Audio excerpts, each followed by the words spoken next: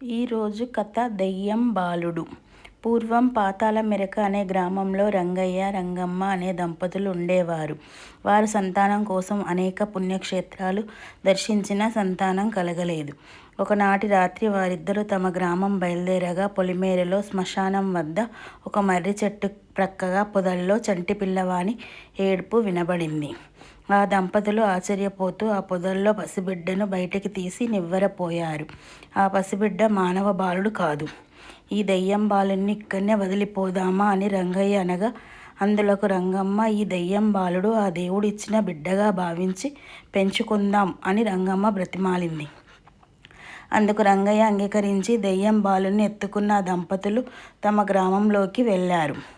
ఆ మర్నాడు ఉదయం గ్రామస్తులంతా ఆ దంపతులకు వద్దకు వచ్చి, మీ నిర్ణయం మంచిది కాదని, ఆ దెయ్యం పెద్ద దెయ్యం అయితే మనలందరినీ బ్రతకనిస్తుందా అని ప్రశ్నించగా అందులకు రంగయ్య, ఈ దెయ్యం బాలుడు గురించి ఆందోళన చెందనవసరం లేదు, గంగిగోవులా పెంచుదాము అని వారికి మాట ఇచ్చాడు. క్రమంగా రోజులు దొర్లాయి. దెయ్యం బాలుడికి 6 సంవత్సరాలు వచ్చాయి. చక్కని బొందు లాగులు వేసుకొని పలక పట్టుకొని రోజు బడికి వెళ్ళేవాడు. ఆ గ్రామస్తులందరికీ భయం పోయింది. దెయ్యం బాలుడు అందరికంటే బాగా చదివేవాడు. ఆటపాటల్లో కూడా అందరికంటే ముందుండేవాడు. ఒకనాటి రాత్రి పేద పిల్లలు నివసించే అనాథ ధర్మసత్రంలో అందరూ నిద్రపోయే సమయంలో పెద్ద మంటలు లేచాయి. ఆ సత్రం ఎలా అంటుకుందో తెలియలేదు.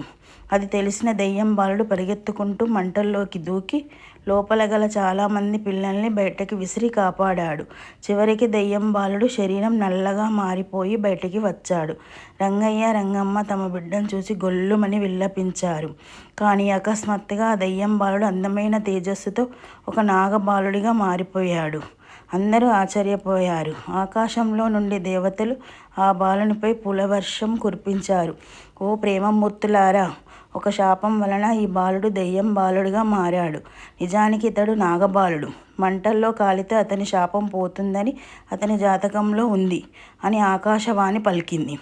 రంగయ్య, రంగమ్మ తన బిడ్డతో ఇంటికి వచ్చేటప్పటికి తమ ఇల్లు ఇంద్రభవనంలా మారిపోయింది.